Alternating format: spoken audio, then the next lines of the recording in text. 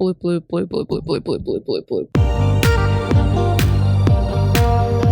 Hey, thanks for joining the Escape With Me book club. Escape with me, Lizzie Sawyer. And me, Sam Reiner. Into our most recent read. Come with us as we evade reality and go into detail about a new book. We're going to be covering it from beginning to end, cover to cover, so remember, there will be spoilers. Today we're going to Uglyville, an unspecified city in future USA. Published in 2005, the book takes place 300 years after the disaster that almost destroyed the human race. And so, societies have decided the best way to take away the problems of the past is to make everyone look the same, making everyone pretty. Tally Youngblood is excited for her chance when an unexpected friendship with a girl named Shay leads her to being in contact with the people of the smoke. While at first hesitant towards their ideology that looking the same is actually bad, she learns of the conspiracy that turns her entire world upside down. It's not just your looks that change after the surgery, it's your brain too. So this is an interesting book background because we kind of mutually agreed on the book because we've both read this book before. Yes. This was something I read back in middle school. It was given to me by my mom and she was like, this would be a good book read. And I was like, okay. And I read it. That's a lot of my book backgrounds. I definitely got my reading from my mom.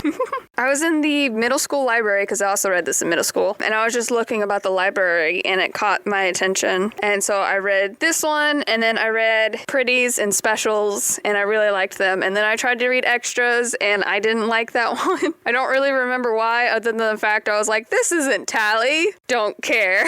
That book is actually good and you should read it. But yeah, it's been a long time since I've read that book. The rating for this, so this is a young adult utopia. It's very tame. There's death of a parent. Yeah, but it's kind of glossed over a little bit. Yeah, it's very tame. There's definitely an old man with his neck broken. That happens. Yeah, so there's moments where it's like, But if you can make it through a Marvel movie, honestly, it's about the same. For real. Judge a book by its cover. So there are two covers. Have you seen the new cover? I have. I actually took a picture of it. It's the one with the face with the blanket over it with the different colored nails with the scalpel, right? Yeah. I was thinking it would be fun to talk about both of them because we both experienced the first book cover. We did. Where it's somebody's face and they're surrounded by tall grass. And to me, that really seemed interesting because it was like, oh, someone's hiding and clearly there's someplace they shouldn't be. Yeah, there's someplace they shouldn't be and they're an outsider. So they're clearly an outsider, which is actually a pretty good summation of the book because first she's an outsider when she's sneaking into Prettyville and then she's an outsider in the smoke and then once she becomes part of that, then she's an outsider again in civilization. And so I feel like that's a pretty good summation of her. And you know what? It's a running theme. She never really fits in anywhere throughout the course of all of the books.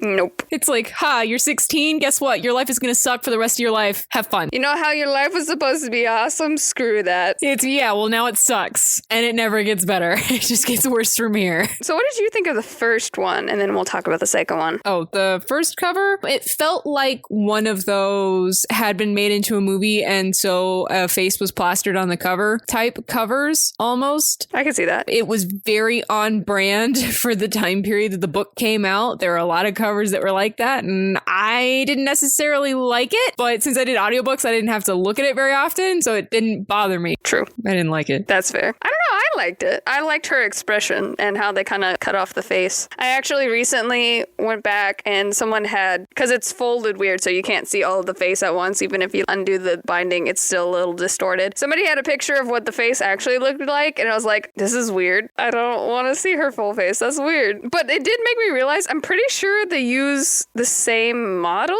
for Uglies and Pretties, but I could be wrong. I think they use a completely different model for Specials. Well, Specials is its own... Yeah. Or, I mean, unless they dyed her hair black, because I'm pretty sure the girl has black hair in that one. But on the new one, it's like you said, it looks like they're getting ready for surgery of some sort, and every time I see it, it just reminds me of that Twilight Zone episode where they're just doing these bunch of surgeries on this person because, oh my gosh, you're so ugly, we need to save you. And then at the end, the big twist is that she's actually very pretty by our beauty standards, but to them, who look very different, she's ugly. And so it's this whole beauty is a construct and blah, blah, blah, blah, Twilight Zone deepness. But that's what I think of every time I see it. And a part of me wonders if the author was inspired by that Twilight Zone episode. Oh, did you see the new cover for Pretties? Yeah. I like that it's just legs. Because, I mean, when you think of pretty women, your brain just kind of goes, legs. I don't like the specials cover. Oh, with the spine? Yeah, I think that's really weird. I like it. I mean, I prefer the old cover because I like the face with the Nordic tattoos going down the face because it feels more unearthly the way that they have it angled. So it seems to fit better. Yeah. But I don't mind the new cover for that. I don't like the new cover for Extras. Oh, I don't think I've seen that one. Let me look it up. Oh, Extras is apparently a British sitcom. Fun fact. That's the first thing that came up. Oh, I don't like that. Yeah, I don't like it either. It looks like so many other... Oh my gosh. Apparently there was one, because I'm looking at one now, where it's Uglies, and it's just a bunch of Barbie doll parts thrown into like a dish looking thing. I like it. Nice. That's really interesting. I don't think I would have read it as a teenager, because that seems a little weird. A little too far. Oh, this was an alternate cover for Specials. Send this to you. Here you go. Bloop. Ta-da. Why? Why? I don't get it. And I actually kind of like this cover for Specials. It's okay. It looks like a Barbie doll kind of thing. I don't know. It does, but Pretties are basically described as Barbies. Yeah, but I don't know. It's an old cover. I'm not saying I like it better than the one that I read with, but... I like the face... over the other face. There's something there. I like that. Yeah, it definitely looks like a Barbie doll. Yeah, it's an interesting time seeing new covers. So the concept of the book, it is a sci-fi utopia specifically. And so now all of that is considered speculative fiction, where you take one thing and you say, what if? And then you write a book centered around that what if. And I'm kind of curious what his what if was. I mean, obviously he didn't sit down and actually go through the process of saying, what if blank, or maybe he did, but the story itself centers around a what if. And so to me, it's kind of a what if everyone looked the same, or what if the government was like, hey, diversity bad, only pretty? Because I feel like that had to have been his building block. We'll talk about what the disaster was, but I don't think that was his starting point, and I'll go more into that later, but it feels very tacked on. So I feel like the main concept of the book is what if everyone looked the same, and then it kind of builds off from there of, well, why does everyone need to look the same, and all of that stuff. But I really like... Okay, so I'm lukewarm on Tally. She's fine, but... I don't know. Sometimes she does some stuff I don't agree with. She's a teenager, and she reads like a teenager. Yeah, but I like Shay. But Tally, I don't know. Shay she's a bit much. I can respect someone who is unabashedly their self. She kind of gets screwed over by her friends, which sucks a lot, continuously. But I like how Tally is used as a facet of this personal journey, so the reader can understand first the society and how it is, and then to deconstruct the society and be like, well, actually, it's bad. I think she's actually used very well. She isn't necessarily like this blank piece where it's like, oh, it's so obvious that this is what this is. So she has a good personality, like a good amount of personality to be the main character. She isn't bland. I feel like she actually has a personality that's separate than the personalities of other characters in the book. And then she goes along that little journey of Uglyville, and then she goes into Prettyville, and we kind of get a glimpse of that and what that's like. And I was actually surprised reading it this time around how long we spend in Uglyville. Because in my mind, the smoke took up most of the book. But she doesn't even get there until part 2. And I think part 3 is where everything goes to heck. Yeah, I didn't write down the part 1, part 2, part 3, but I'm pretty sure that's what that was. And so you actually spend only a third in Smoke, which is about as much time as you spend in Uglyville. And so that actually really surprised me this time around. The Smoke stood out to me way more, I guess, than Uglyville did. I mean, understandably, its deviation from what is established as the norm is quite striking, and so sticks with you a little bit more. Plus, the most traumatic events in the book happen in the Smoke versus in Uglyville. And so, again, it sticks in your brain much, much easier. Yeah, but so much more happens in Uglyville than the Smoke, because she gets there, she's part of the little working crew, and so you see a day with that. David starts showing special attention to her. They go to David's parents' house and talk, and then the next day the specials appear. There isn't much that happens in the Smoke, but it's just so strikingly different, and kind of, especially for someone that was about YA at the time, that was really cool that a bunch of teenagers were starting their own society and doing their own thing away from adults for the most part. There are a couple adults, but most of it is teenagers doing their thing and surviving and being cool. It's like how kids shows have a bunch of kids doing all the stuff. Like this had a bunch of teenagers doing all the stuff. Yeah, it's Nickelodeon. So they can do whatever the crap they want. So that's really cool. That did make The Smoke stand out to me compared to a lot of books I was reading at the time. But yeah, this time around, I thought Uglyville was more interesting than The Smoke. I didn't even remember Tally had parents. Yeah. So when the parents actually showed up, I was like, oh, I don't remember you guys at all. The dynamic with that was very interesting. Yeah. And I think that's the difference now. Whereas the first time I read it in middle school, I was like, oh yeah, that's just society, whatever. And then, oh, cool, camping and doing stuff and being awesome and craziness. Whereas this time around, I actually dissected it more. Okay, so you have kids, and then until they're, 12? It was 12, yeah. They live at home, and then at 12, they move into a dorm. And you almost never see them again except for like winters and summer breaks. Yeah. And then they just live there all the time. And then at 16, you get the surgery, and then you go to Prettyville, and then you live in New Prettyville for a while, and then at some point you get a second surgery, and you become a middle pretty, and then you move out into suburbia-ish. Kinda. And then you have your own kids, but then at some point you get a third surgery, and you become an old pretty?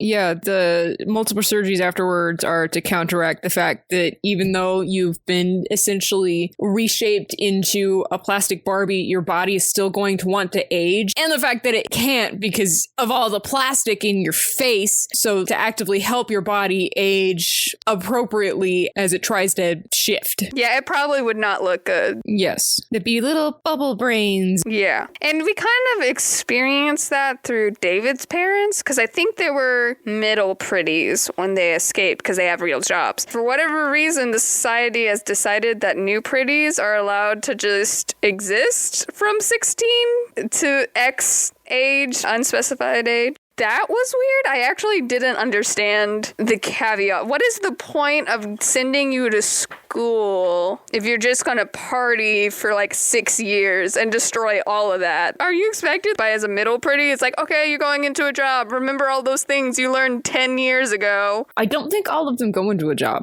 I think there's probably a good portion of them that just become parents. Or, I don't know, maybe your brain counteracts the lesions as you get older, and so they have you restudy for things. Maybe there's a period of after schooling, like you get a couple of years of partying, and then they have you go into schooling for whatever job society decides for you. We didn't get to see any of that, but maybe there's a choosing day, like in City of Ember, where you either have to pick your job or someone picks it for you. Yeah, I think it was briefly mentioned with his parents. They were given the job of doctors, and then of course they went through the surgery and they took away the little thingy so they could think comprehensively. But they did mention there are other jobs that people don't get. I don't know what else to call it besides like a tumor or a cyst. No, it's little cuts on your brain. The brain abnormality thingy. Lesions are cuts. Which once again, the lesions, the concept of that. They put 2 little slices in your brain. Yeah, but that sorry, that gets into I'm thinking too hard about this. Yes, you are. Because that wouldn't work.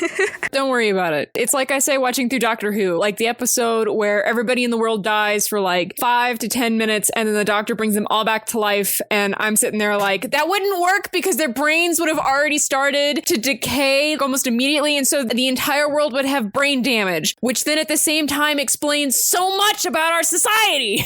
We clearly all died. There's also, it doesn't make sense to be like, yeah, we cut into your brain, but here's a really easy surgery to undo that. Brain surgery is kind of a big deal.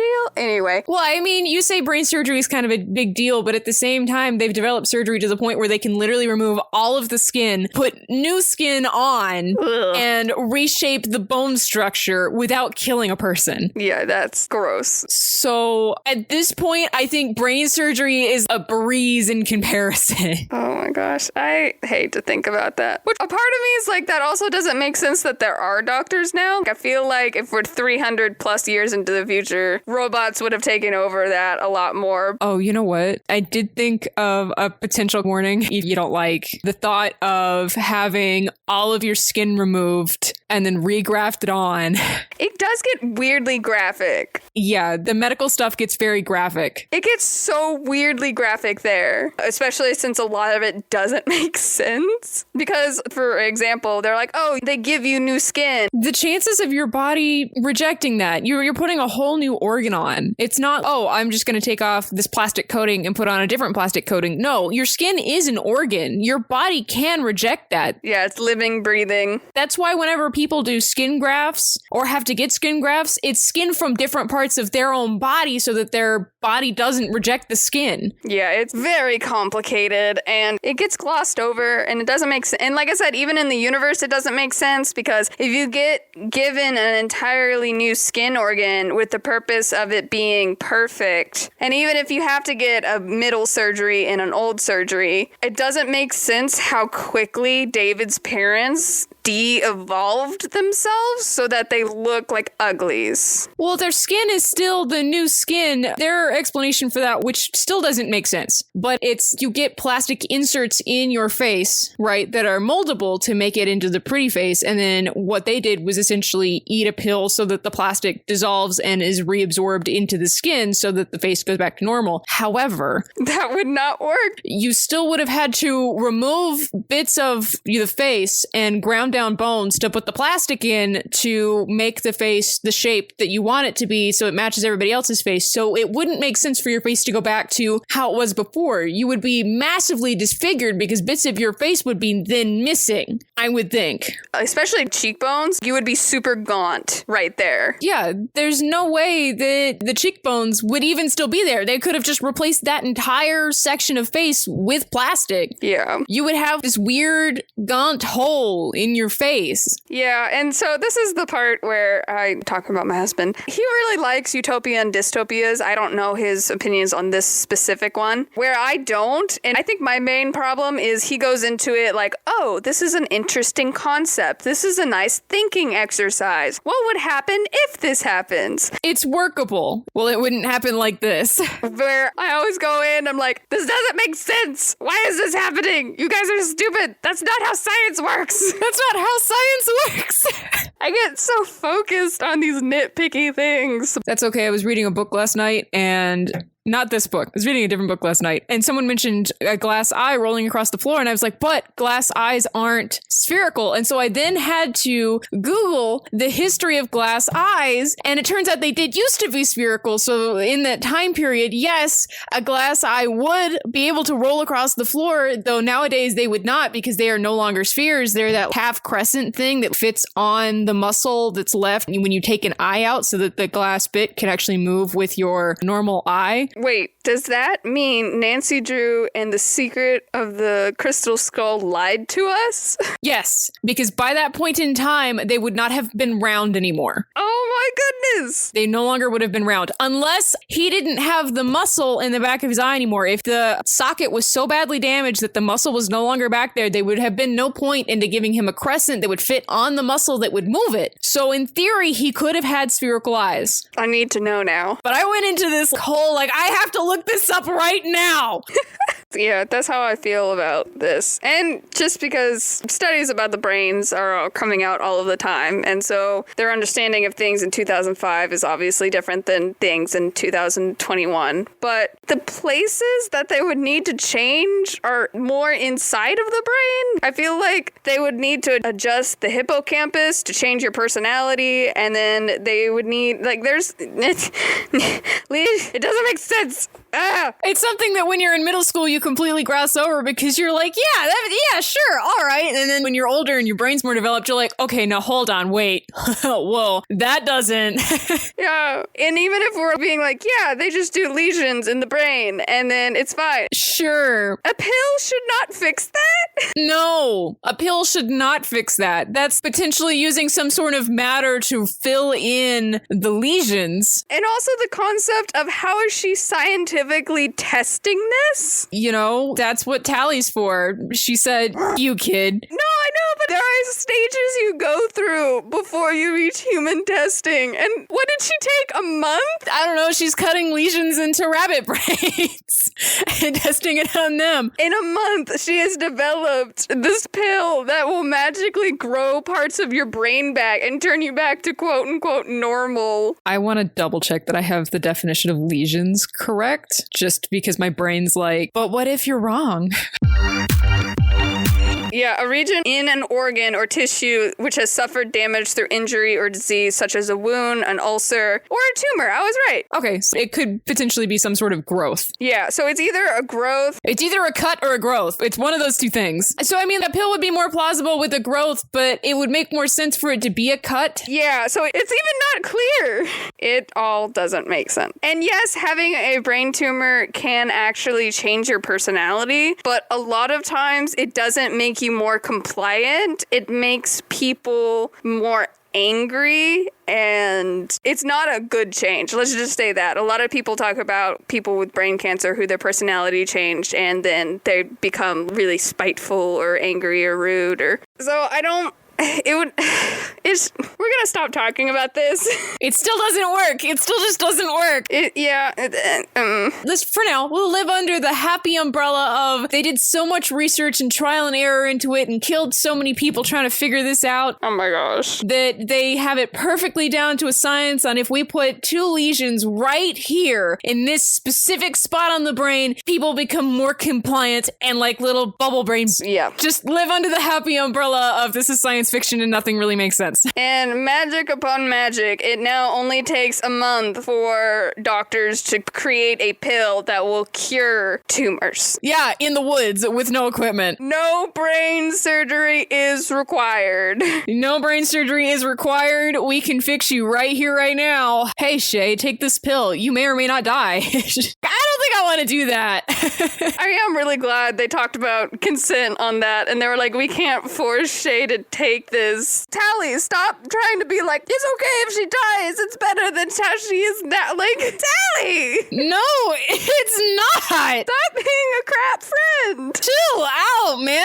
Oh my gosh. I felt so bad for Shay. I think that's one of the reasons I like her so much, is I feel like I need to like her because someone clearly needs to. This poor girl has been like, you know what? I was so scared. I lost all of my friends because I wasn't brave enough to make this journey, but now I'm going to make this journey, and I think I've fallen in love with the love of my life, and he seems to care about me, and oh my gosh, my best friend's back, and now everything is trash, and I get turned into a pretty. Yeah, Shay just has, it's just horrible. But I think with the love angle for both of them could be considered, mostly because they're both teens. Even if they weren't teens, they could still be plausible. David is that dark, mysterious figure that comes out of nowhere that is an anomaly that women just tend to have that, oh, he's different kind of feeling towards, you know, and it obviously can self-sustain himself and could potentially, you know, due to evolution and the want for having a significant other that can care for oneself and the family. I'm actually not mad at Tally about the love triangle. She did try to respect Shay, and I'd also think she's a teenager and does stupid things. I'm actually mad at David about that because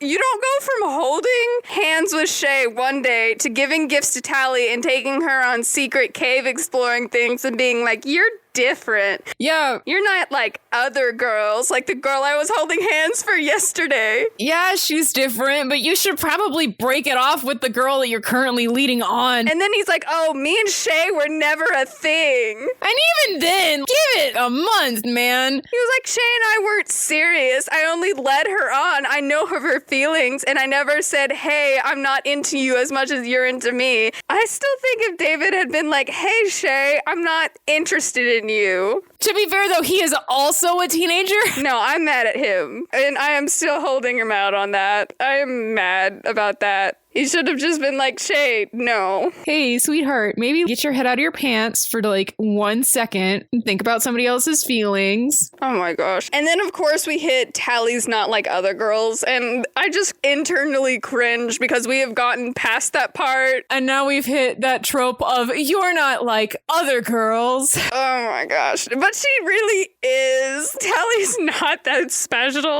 I don't know. I think any other girl, if they were forced into going to the woods to find a camp, Because she's met the specials. she did not do this by choice. All of the things where he's like, oh, you take this seriously. You believe in the specials. I'm like, if Shay had met the specials, she would believe in them too. It's like, Tally, you actually take this seriously. Yes, but also, no. You understand what we're doing. No, she doesn't. I promise you, no. Circumstances. Yeah. And there's also the part where I got kind of pissed off where this is much later. David and Tally are traveling back to the ruins and they're in the middle of a hurricane and they get in an argument and David's like, you know what I'm gonna do? Stand in the rain. Stand in a hurricane for 2 hours because I'm mad at you. 1 hour. He was only out there for an hour. I literally just read that. It was only an hour. Still ridiculous, but only an hour. It was so dumb. And it doesn't talk about what the argument was. You know what? I'm done. Okay. She's like, I can't, for the life of me, I can't remember. What the argument was out. All I know is he went out there and stood in the hurricane for an hour. And you know what? I will remember that for the rest of my life. Yeah, I could totally see a teenager doing. But from a literary perspective, what did that bring to the book? Nothing. David sounds like a control freak. They're bonding. Like, I'm gonna punish you by standing in the rain for an hour because you disagreed with me. How dare you? See, I don't think that's what that was. If you were in a tent, right? You're in a tent, you're in a confined space, you have a full-blown nasty argument, you have to get away for a bit. You're like, I cannot stand to look at you, and the only place I can go right now is out in this storm. I think that was dumb. In a hurricane, though. I'm not saying it was smart. I'm just saying sometimes, especially when you're a teenager, having a very strong emotion, you gotta separate yourself from the thing giving you the emotion, even if that means standing in a hurricane. Maybe not for an hour. Yeah, why did it need to be they had an argument that they don't even talk about so it could have been the dumbest thing ever, which is what my mind immediately thinks. It's like super dumb. And since she's like, actually, I don't mind that I had a childhood in Uglyville or something. And he was like, how dare I don't know what the argument was. They never even say what it is. So it's obviously dumb. And then what was the point of it happening during the hurricane? And why did he have to stand out there for an hour before he could cool down enough to just come back inside the tent and not be in moral danger?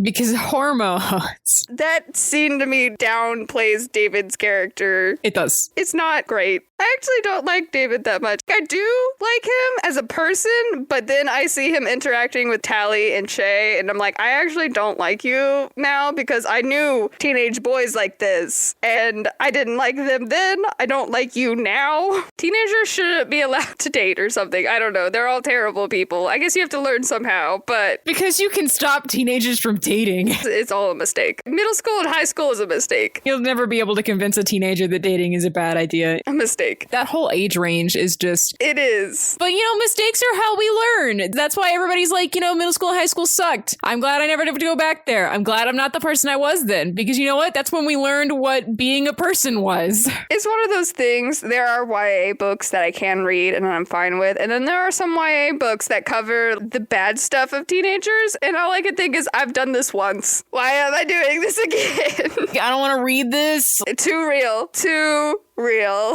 Go back into the dark pit of where you originated from. I'm done. I've made it out of this. And then, of course, there's always the defenders where it's like, but it's realistic. I'm like, yeah, it was annoying then, too. But it is. That's why I don't want to read it. Escapism. I mean, and that is something with the genre is obviously teenagers. That's why I don't read dystopian novels, because I'm like, I'm here for escapism. I didn't come here to be forced into a society that is awful and horrible and just not great.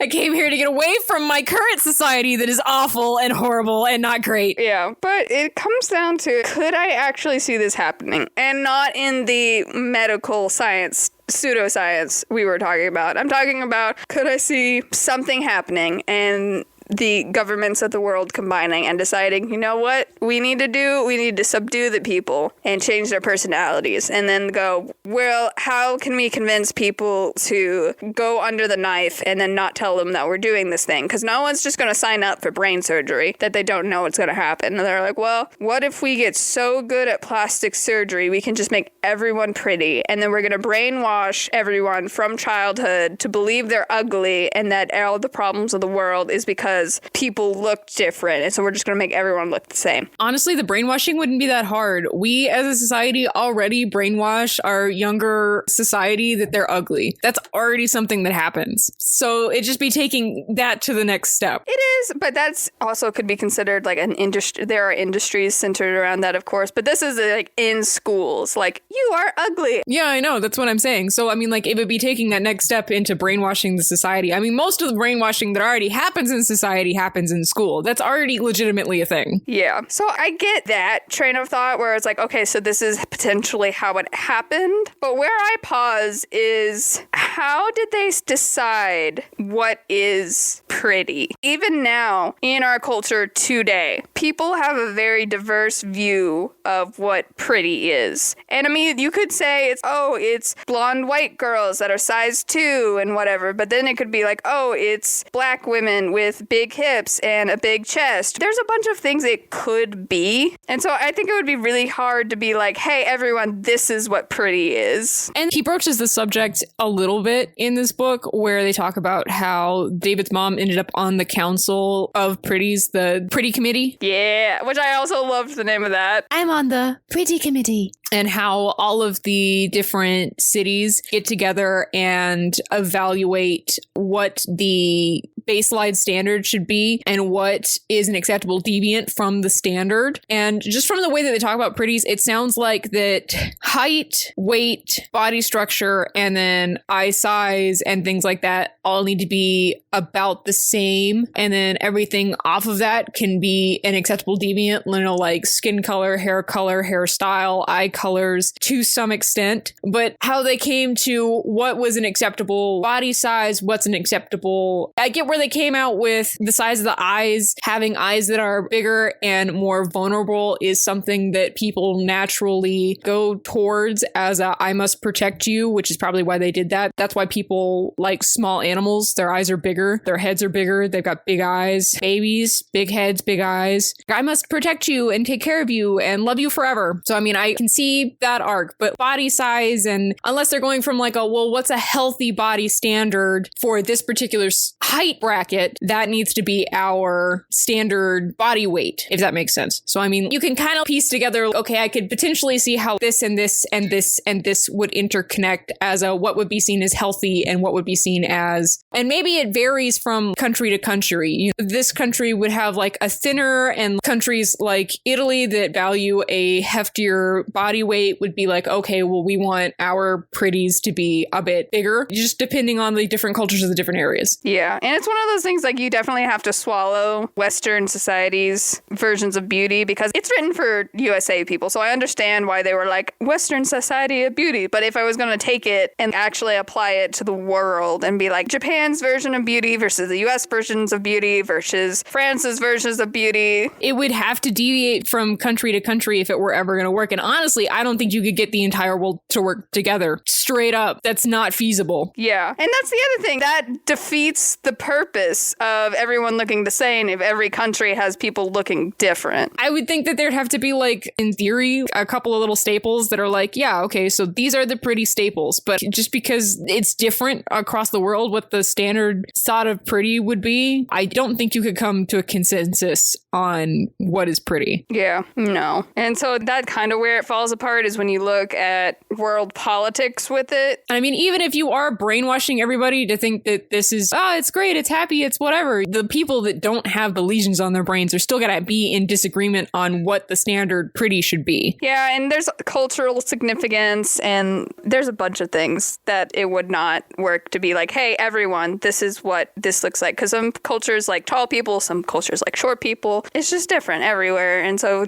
I don't think that would ever happen. Yeah. And then there's also the fact that for every culture, there's a counterculture. And so the concept of, hey, you can be pretty just get this surgery might work for, I'll even say, a majority of the population. But then there's always going to be those who are counterculture. Yeah. For example, if we take music, every decade's version of pop has a rebellion. And it's jazz or rock or punk, metal, rap. And of course, those get assimilated into the culture at large at some point. But then there becomes another rebellion type of music. And I think that's true for beauty standards as well. Yes. Like once upon a time, having a big butt was seen as like the worst thing you could have. And now it's all the rage. Yeah. It's like, man, I don't want you if you don't got a big butt. And there's things like, I even remember in 2000s, I have naturally curly hair. And in the 2000s, the thing was to have the straightest hair. So it was the thing. And then starting in 2010, still having straight hair, but you couldn't have flat straight hair. You needed to have volumized straight hair. So I remember infomercials for things like the bump, where you would put that in your hair. I remember the bump. Yeah, and then that gives you a bump, and they're like, haha, we're no longer 2000s straight hair that's flat and boring. And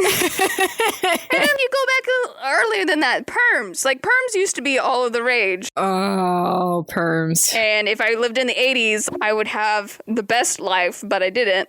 And then you see how it swung the other way, and it was like, well, straight hair is more important. And now we're kind of swinging back, and you see a lot of people with fake curls, and it'll be straight for a portion, and then it'll be these really big loops. And so that's kind of curly hair coming back in a way. So it's constantly changing very rapidly.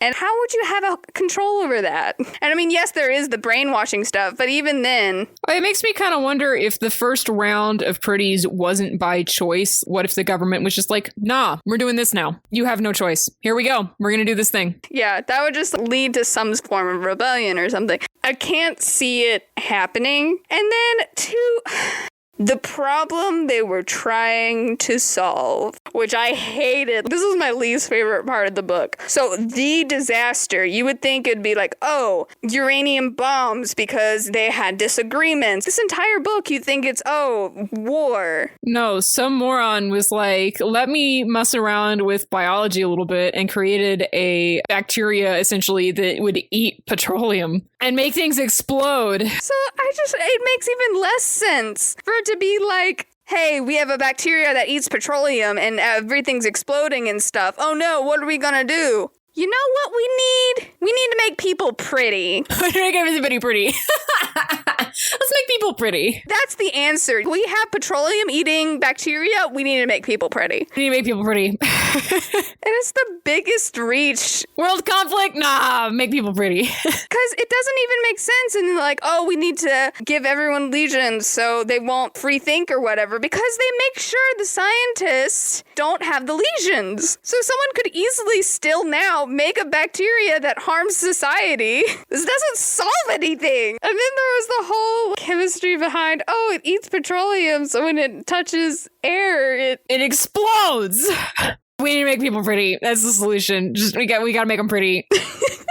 You know what we need to do? Give people tumors. Giving people tumors will solve everything. It'll solve everything. This is the solution. Make them pretty. I honestly would have gone with nuclear war. If it was me, I'd have been like, yes, nuclear war. It would have made so much more sense. We're like thousands of years in the future, and we found a way to get rid of the nuclear fallout. You know, it's all good there now. But to prevent this from ever happening again, we've made everybody pretty. Yeah, and so no one can disagree and have problems. But we had a bacteria and it ate petroleum and then exploded. So, gotta make everybody pretty. I hated that moment. To prevent that from ever happening again, we're gonna make everybody pretty. It's my least favorite part of the book. And of course it's David giving the explanation. Of course it is. And so that part of me also kind of a shoot the messenger kind of feel, where it's like, David, you're stupid. Are you sure, David? Are you sure that's what happened? Really?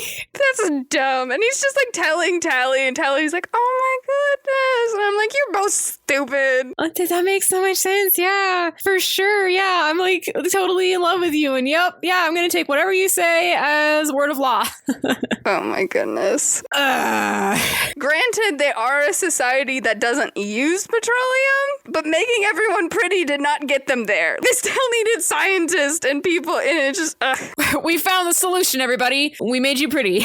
And I'm assuming world leaders don't have the lesions either. And it's not like the common people who are like, you know what sounds good today? Nuclear war. That's world leader type decisions. We have not solved any of the problems. Yeah, I mean, it specifically says that politicians don't have the lesions. I mean, if it said that politicians did have the lesions, I'd be like, okay, yeah, so the people running it are the scientists. Scientists have taken over the world, and they're like, this is how we're going to do now. But no, we still have politicians that are still brain functioning. Well, I also ask the questions of how do they pick politicians? You can't vote for them. None of the pretties are gonna vote. They're like, I don't care, just pick somebody. You can't tell them the issues. And you're expecting me to believe that people without the lesions are just cool with whoever getting picked? No. So is there secret elections where only the people without lesions are... This is why I don't like dystopias. It's like, cool. That didn't make any sense at all. I'm so lost. I totally agree with James, though. It is a fun brain exercise of picking it apart and being like, well, that wouldn't work. Well, that wouldn't really work either. Yeah. If we didn't go into it and we were just like, this is how society is, and we didn't learn about the petroleum eating bacteria or any of the gross details of the surgery or how it worked, and if they were just like, yeah, they give you lesions and then they take them out, I could totally be for this and just go along with the story. But they always add too many details. You added too many details, and now it no longer makes sense.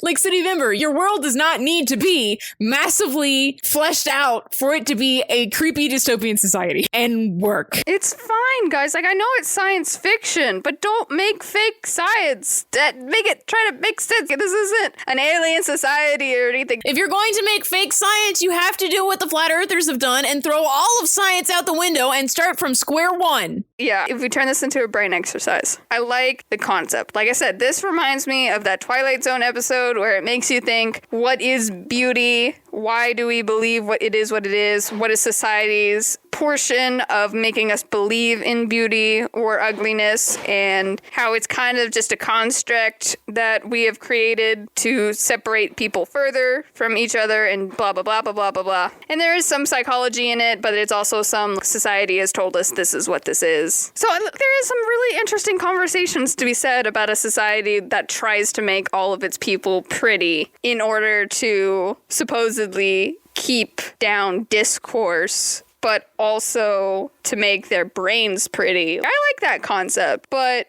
yeah, he gives details, and then I have too many questions, and I'm not taking this just as it is. And like I said, there are just certain things where I'm like, why did you do that? Like the hurricane scene, and then the petroleum bacterium. It's not great. But then there are other really good things, like the turnover that Shay is a pretty now, and the difference between her personality before and after, so you could really hit home, hey, this changes your personality. And then the specials, I love the specials. Dr. Cable. They're vampires. Canon, they're vampires. As soon as they were first described, I was like, oh, are they creepy and ethereal, but also very pretty? They're vampires. I love Dr. Cable. I think she's a great antagonist. She's a good villain. I love how in control she feels for most of the book. And then at the end with the whole rebellion, it feels like an extra suck it from Tally and them when they're actually able to outsmart them and save people. The specials are cool. I think the specials are the best part of the book. They're just scary, and they prey upon, especially in 2005, I totally understand the psyche of the government is in control and always watching us, and we have to be careful or they're going to do something terrible to us. We still have a lot of people today who are like, the government is just doing that so they can control us and yada, yada, yada. And a part of that is true. Some people go a little far, but I mean, it is true. You can't get the vaccine because they'll put the chip in your arm and then the government will have you. And I'm like, you've been alive in this country for so long. The government already has you, man. You're already got.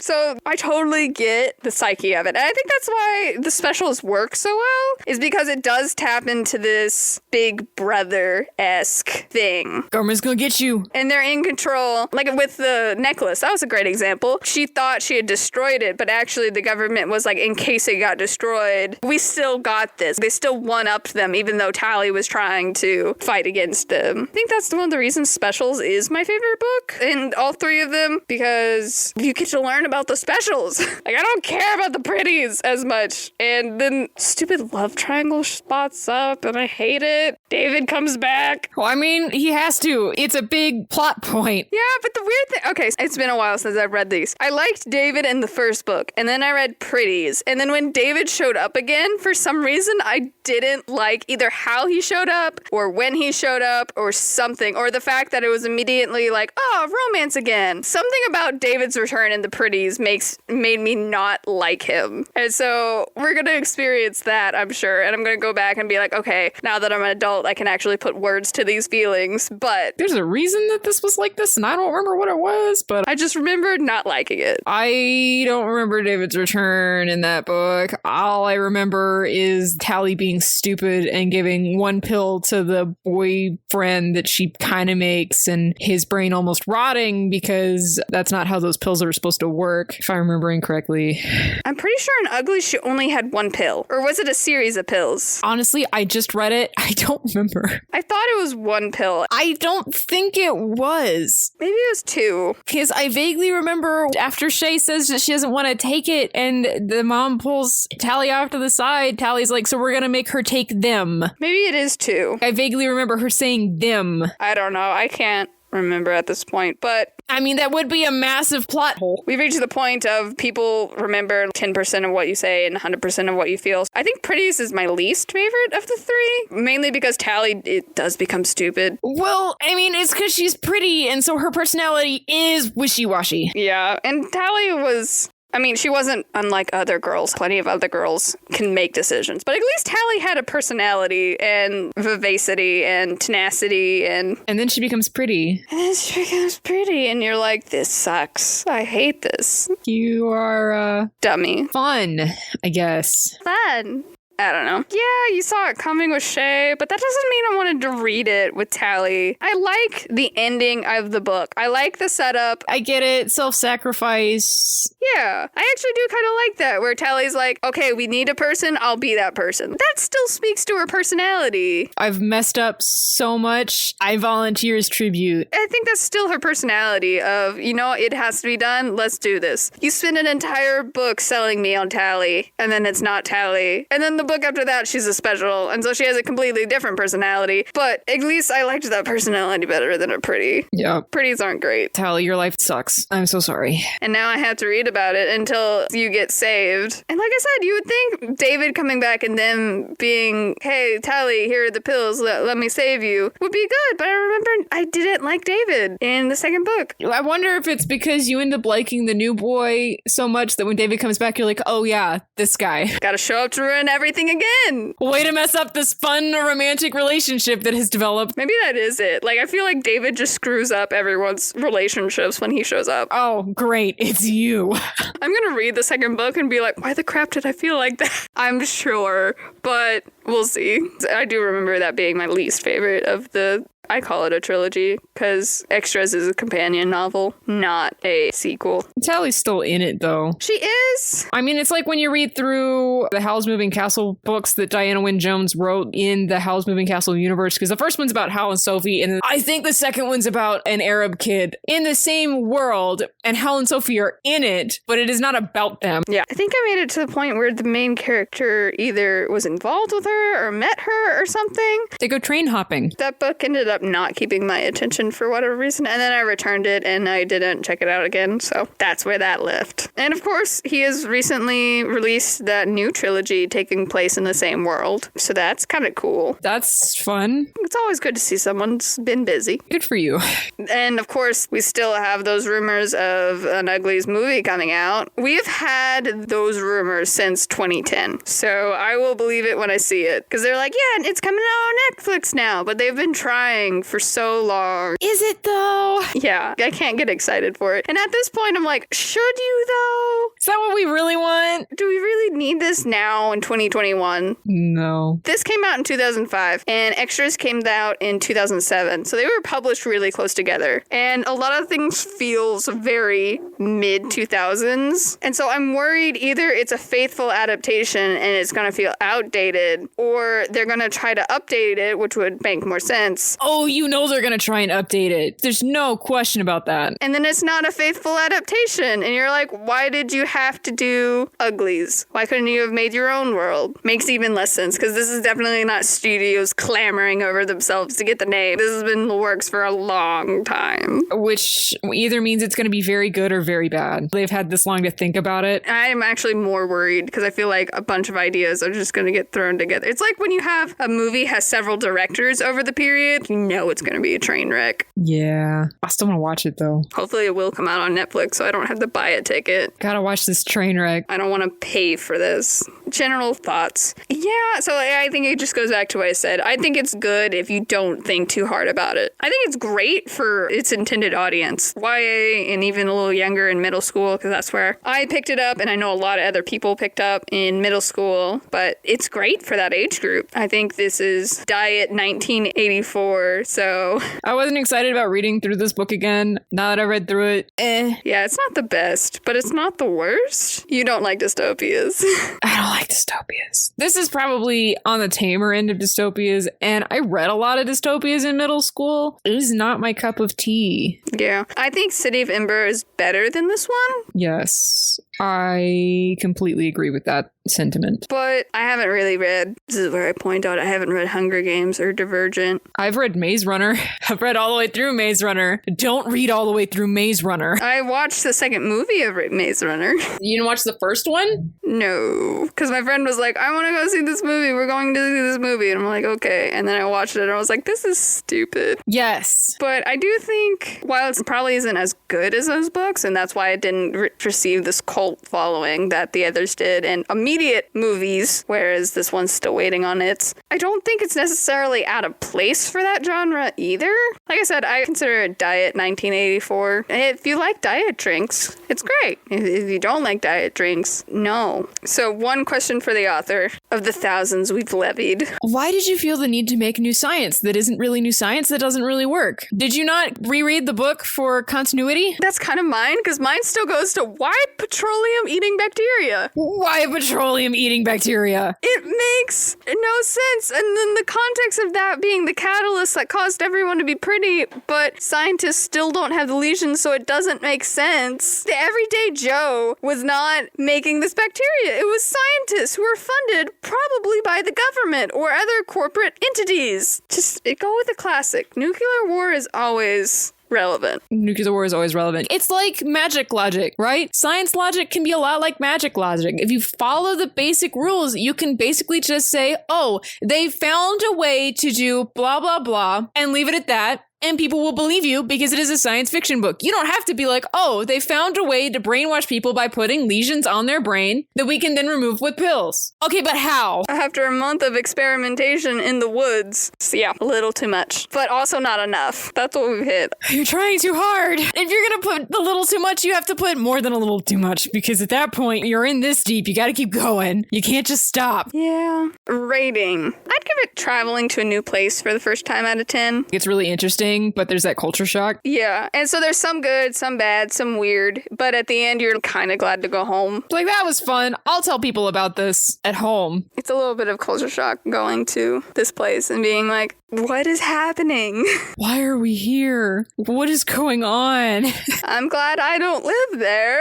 What's the opposite of escapism? Where you read it to make you like your life more instead of reading it to escape your life. I don't know what that's called, but I feel like that's what that is. Realism. The opposite of escapism is realism. That's reading something because it's realistic. This isn't realistic. I don't know. But it's whatever that is, the process of it. I'll give it a 10. 10 out of 10? No, that's not really out of anything. It's a 10. I feel like it's a 5. Like I said, not really out of anything. It just, kind of is. It's a 10. 7.8, too much water. Would you read it again? Maybe? No. I don't know. I didn't expect to read it again, but I don't hate it. I don't want to read this again. I've read it twice now. I'm good. I'm done. I think it has good points towards self-image and self-worth, and so I may have my middle schooler read it if I ever have kids, potentially, because I feel like there are good points there that are good for a growing youth to potentially read. Yeah, I kind of like the concept of beauty is a societal construct. I think that's much healthier for a child to learn than a boy likes me, so I must be pretty. So honestly, yeah, like I said, I don't have any real objections to it, but would it provide me with anything necessarily beside time-wasting entertainment? No. Probably not. But like I said, maybe when the movie comes out in 2032, I'll reread the series to see how it does. 2032. Bold of you to assume it's not going to take them longer to get the movie out. Bold of you to assume it'll actually come out. Bold of you to assume it'll have a date. Bold of you to assume that it hasn't already come out and no one's talked about it. Oh, that's so true. Oh my goodness. But have you read this book? Do you think making people pretty would work? Do you have any other book recommendations for us? Tell us all about it in the comments below. If you like the video, hit like, and if you're enjoying yourself, hit subscribe for more. Thanks for exploring Uglies with us. You can keep up to date with us by checking us out on Twitter, Instagram, or TikTok, and you can support our podcast by checking us out on Patreon, where for just $1 a month, you can get access to our bonus episodes, where we look at the movie adaptations to some of your favorite books. This month, we are continuing our Harry Potter series and looking at Harry Potter and the Goblet of Fire. Join us next time when we'll be discussing A Spy in the House by Y.S. Lee. Thank you so much for hanging out with us today. I'm Sam Reiner. And I'm Lizzie Sawyer. And we hope to see you and a friend here next time. Goodbye.